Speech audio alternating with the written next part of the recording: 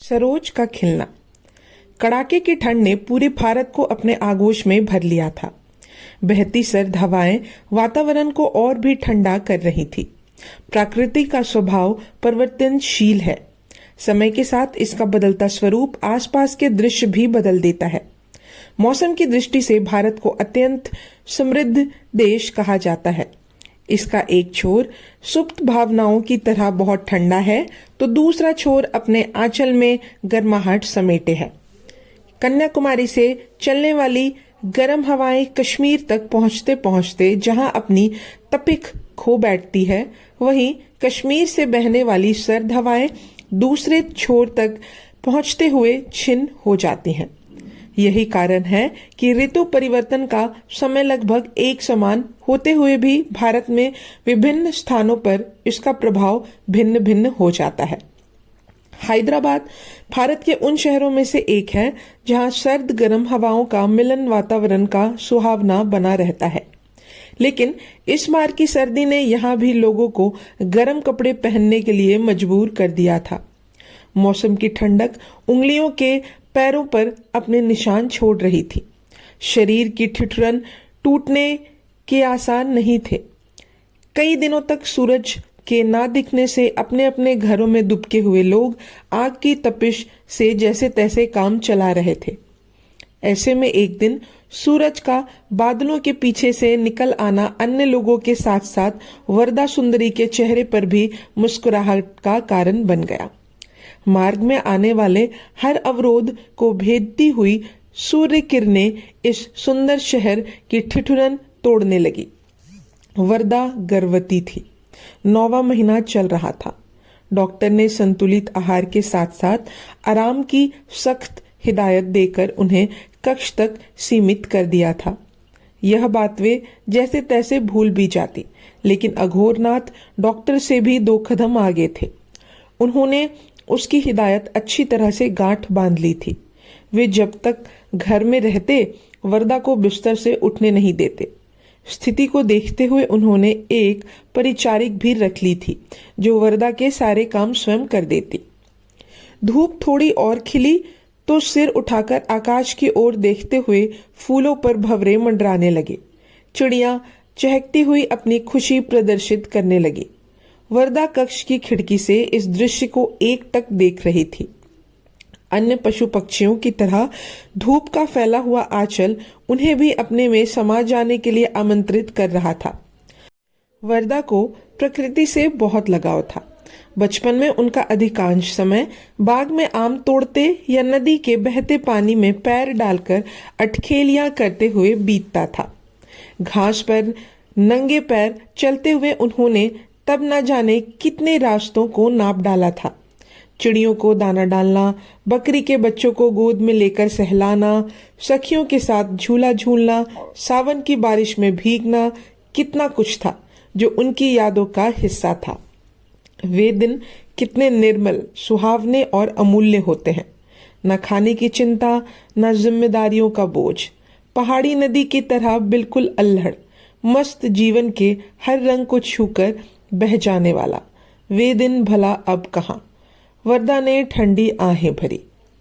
हैदराबाद में आए उन्हें कुछ ही महीने हुए थे, परंतु उन्हें देखकर लगता था मानो वे वर्षों से इस शहर में रह रहे हों।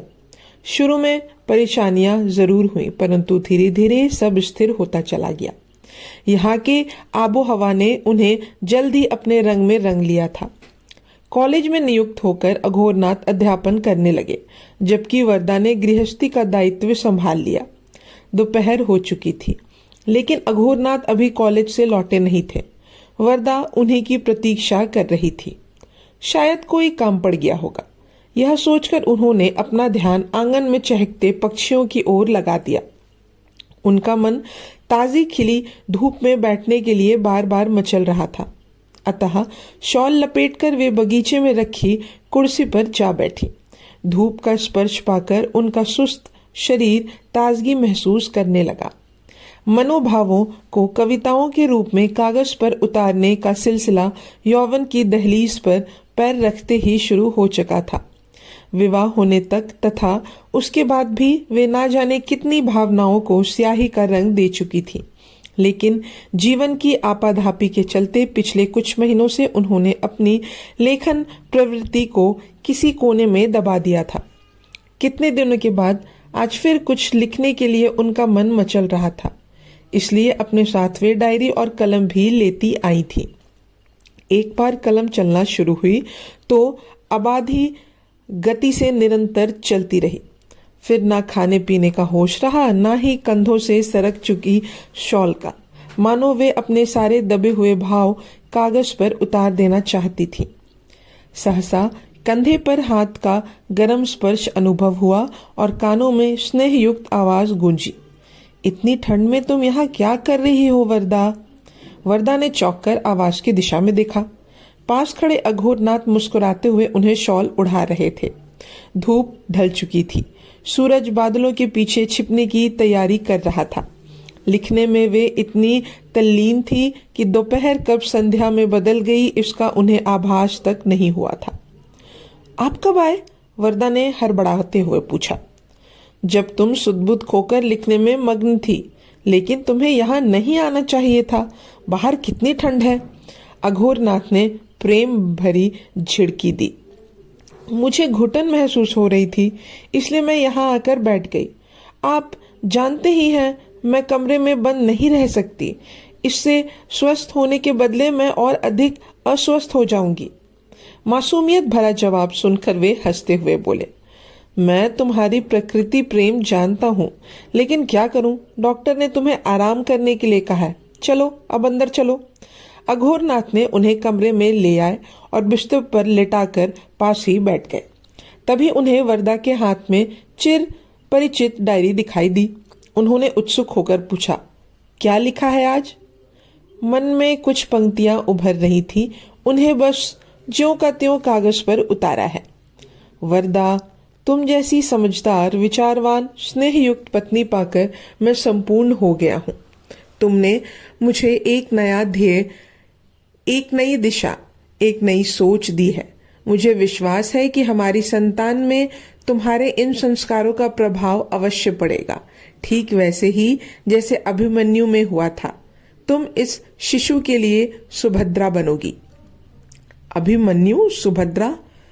आज आप ये कैसी बातें कर रहे हैं? अघोरनाथ बिना रुके बोलते जा रहे थे। चक्रव्यूह विद्या को जानने वाले केवल 2 महापुरुष थे, गुरु द्रोणाचार्य और अर्जुन। महाभारत युद्ध में जब द्रोणाचार्य ने चक्रव्यूह की रचना कर पांडवों को ललकारा था, तब अर्जुन की अनुपस्थिति में अभिमन्यु ने चुनौती स्वीकार कर पांडव वंश की लाज रखी थी, उनके मान सम्मान को बढ़ाया था। अभिमन्यु ऐसा इसलिए कर सके क्योंकि उन्होंने माता सुभद्रा के गर्भ में रहते हुए ही चक्रव्यूह विद्या का अधिकांश ज्ञान प्राप्त कर लिया था। ठीक वैसे ही यह शिशु भी तुम्हारे गर्भ में रहकर तुम्हारे संस्कारों एवं गुणों को ग्रहण कर रहा है। तुम्हारे द्वारा इसके जीवन का उद्देश्य निर्धारित होगा। इसका उज्जवल भविष्य तुम्हारे आचार विचार पर आधारित है। वर्दा, यह शिशु हमारे नाम का संसार भर में अमर कर देगा। भावावेश में आकर वर्दा पति के साथ लिपट गई और धीरे से बोली, आपकी यह बात जरूर सच होगी। हमारे संस्कारों से फलित यह पुष्प अपनी सुगंध से संसार को मोह लेगा। ईश्वर ने मानो तथास्तु कहकर उन्हें आशीर्वाद दिया हो।